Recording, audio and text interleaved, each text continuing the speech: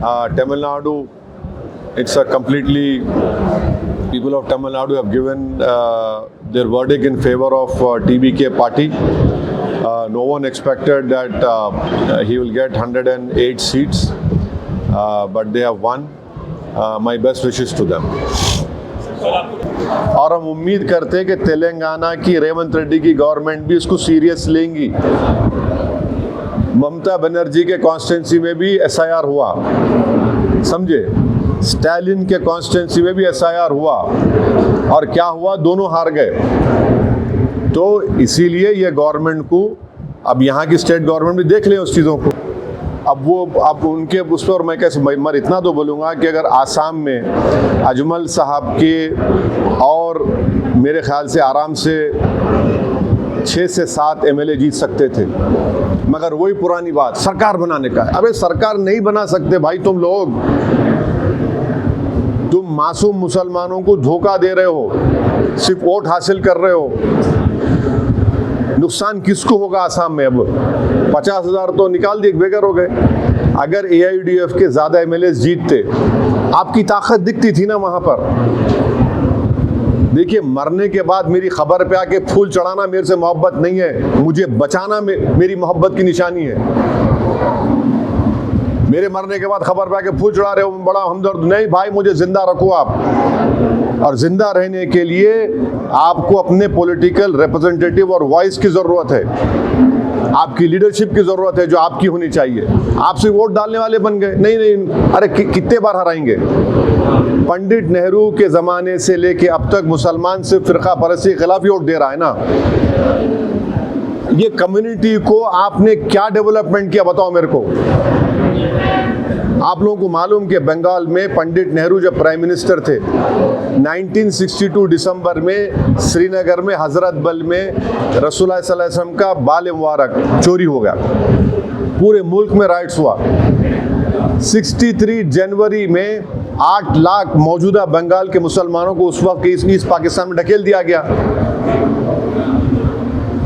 Sir, Assam, Puducherry, West Bengal BJP ने अपने कब्जे में ले लिया, हासिल कर ली है। क्या अगले लोकसभा चुनाव में आपको लगता है इसका इन्फ्लुएंस पड़ेगा? अगले लोकसभा में तो 29 में है ना। पॉलिटिक्स तो एक डायनेमिक सिचुएशन डेवलप होता है। तो आप भारत की जनता पर आप ज़्यादा आपका अंदाज़ा नहीं है। भारत की जनता बड़ी बाशऊर है और मुझे यकीन है कि 29 में जो हालात होंगे, अभी तो बहुत दिन बाकी है, समझे ना। पॉलिटिक्स में एक दिन भी बहुत दिन होता है, 24 घंटे बहुत टाइम होता है पॉलिटिक्स में। ओके, हाँ, कौन बोल रहे हैं? हाँ, नहीं, क्या कौन पसंद कर रहे हैं? नहीं, मेरा बोलना ये है कि मुस्लिम माइनॉरिटीज़ को यकीनन फाशिस्ट कम्युनल फोर्सेस को हराना चाहिए, मगर आप अपने वोट से आप तो वोट डाल रहे हैं। हरियाणा में क्या हुआ? फिर आपने वोट डाला दिल्ली में यही बोल के वोट डाला कि सरकार बनाने का है, मुसलमान साथ दो, सरकार बनती नहीं है। और आपका इंडिपेंडेंट लीडरशिप आपकी बनती नहीं है, बीजेपी जीतती है। महाराष्ट्र में ये बोले सरकार बनाना है, साथ दीजिए, आपने वोट दिया, क्या हुआ? आपका इंडिपेंडेंट लीडरशिप नहीं बनती है। फिर बिहार में ये यही बोला गया, मगर बिहार की सीमांचल की जनता को सलाम, उन्होंने बड़ी हिकमत से, बड़ी बहादुरी से MIM के 5 MLA को कामयाब के लीडरशिप बना दी। ये सब, चाहे वो आम आदमी पार्टी हो, बंगाल में ममता बनर्जी 15 साल से, आप जाकर देखो मुस्लिम इलाकों में क्या हाल है वहाँ पर, क्या आपने इंसाफ किया उन लोगों के साथ? गुर्बत उनका मुकद्दर बना के रख दिया आप। और फिर मालदा मुर्शिदाबाद में लाखों में वहाँ पे मुसलमान माइग्रेशन करते हैं एज ए लेबर के तौर पर। फिर वही बोला गया नहीं, लीड सत्ता बनाना है, पार्टी क्या बने? बीजेपी जीत गई। बंगाल में पूरे इंडिया में एक ही प्रदेश है जहां पर 60 असेंबली कॉन्स्टिट्यूंसीज हैं, जहां पर मुसलमान मेजॉरिटी में है, कोई स्टेट में नहीं है।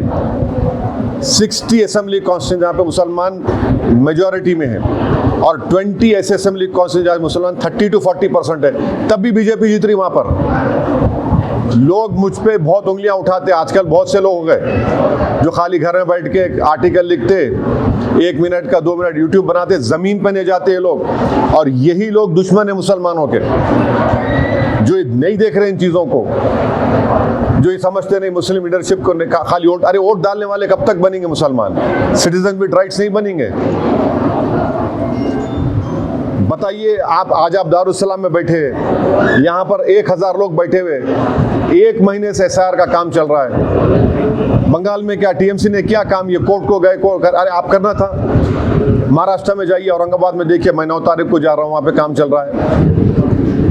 60 मुस्लिम मेजॉरिटी कॉन्स्टिट्यूंसीज हैं, एडिशनल और एक 2022 है जहाँ पर 30 to 40% मुसलमान हैं। क्या हो रहा भाई? फिर इतना सोशियो इकोनॉमिक इंडिकेटर्स खराब क्यों है वहाँ पर? 15 साल से तो सरकार है ना, क्या किया आपने? नहीं, सत्ता में आना है, सत्ता में आना है तो आपका क्या फायदा हो रहा है? आपका फायदा हो रहा है, मुसलमान का क्या हो रहा है? आप तो वोटर के साथ ट्रीट कर रहे हो उनको। पिछले साल कलकत्ता हाई कोर्ट ने 5 लाख OBC सर्टिफिकेट कैंसिल किया, उसमें 3 लाख तो मुसलमान के कास्ट सर्टिफिकेट थे। वो लॉस नहीं है मुसलमानों को। तो ये चीज़ों को देखना पड़ेगा। यकीनन मेरी बातों से बहुत से लोग मुत्तफिक नहीं होंगे और वही लोग चौधरी बनकर नुकसान पहुंचाना चाह रहे हैं। इंडिपेंडेंट पॉलिटिकल लीडरशिप होगी, आपकी आवाज़ होगी, आपके लिए लड़ने वाला होगा, आपके आंसू को कोई समझने वाला होगा, आपके ख्वाबों को पूरा करने वाला। आप तो सिर्फ वोट डाल के बैठ जा रहे। ममता बनर्जी ने एक बार सही कहा था, सॉरी, दूधल गाय है, मैंने दूध देने वाली गाय, यही हाल हो गया है। सर, SIR के बारे में भी लोग ये बोल रहे हैं कि SIR होने के बाद SIR को फिर CAA NRC से जोड़ा जाएगा नेशनलिटी के लिए। अभी तो ये सिटीजनशिप का टेस्ट हो गया जो नहीं है। मैंने पार्लियामेंट में भी कहा था कि SIR को आप सिटीजनशिप से जोड़कर ये गलत कर रहे हैं। ये सुप्रीम कोर्ट के जजमेंट के खिलाफ है, क्योंकि मिनिस्ट्री ऑफ होम अफेयर्स तय करती सिटीजनशिप को, उसके NPR NRC के रूल्स भी हैं, मगर इसको आप जोड़ रहे। तो इसीलिए इस SIR में सबकी तवज्जो बहुत ज़रूरी है। ये सिर्फ वोट डालने का मसला नहीं है, ये आपकी सिटीजनशिप को हमारी पार्टी का ये मानना है कि यकीनन आप कम्युनल फोर्सेस को हराइए, मगर अपनी पॉलिटिकल लीडरशिप को बनाइए ताकि आपकी इंजस्टिस के खिलाफ, आपकी आवाज़ के खिलाफ कोई लड़ सके। आप दूसरों को वोट डाल रहे हैं, फ़ायदा क्या हो रहा है? आपको खाली वोटर बन रहे हैं। आप सिटीज़न बनिए, सिटीज़न विद राइट्स बनिए, शहरी बनिए, लीडर बनिए, नेता बनिए, अपने मुकद्दर के फैसले करिए। ये समझने की ज़रूरत है। प्राइम मिनिस्टर मोदी आ रहे हैं सर, को वहीं से बीजेपी उनका कैंपेनिंग शुरू करने वाला है करके प्रचार कर रहे हैं कि तेलंगाना में भी बीजेपी आने के लिए वहीं से कैंपेनिंग। आ रहे आन दो, तेलंगाना में आना दे, प्राइम मिनिस्टर है उन्होंने, आ रहे। हम उम्मीद करते हैं कि प्राइम मिनिस्टर जब आएंगे हैदराबाद को, वो मेट्रो के पैसे देंगे, ज़रा मेट्रो के फेज़ 2 के उसको ज़रा पैसे देना चाहिए ना भाई, ज़रा दे, मेट्रो को दे दे आप। थोड़ा हमारा वो जो प्रोजेक्ट्स है उसमें थोड़ा पैसे दीजिए आप। अब जाहिर है, अब मेरे बोलने के बाद हम इतना दिए तुम एहसान नहीं कर रहे, इतना दिए एहसान नहीं कर रहे। तेलंगाना का पैसा भी गवर्नमेंट ऑफ इंडिया को जाता है।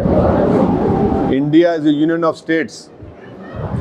आप यहाँ पर भी आप इंसाफ करिए तेलंगाना से। तेलंगाना में सेंसस, हाँ सेंसस है, अभी तो अब हाउस होल्ड सर्वे हो रहा सितंबर तक, फिर उसके बाद उसका दूसरा अलग सर्वे होगा, तो उसमें हिस्सा लेना चाहिए सब। थैंक यू, चलिए।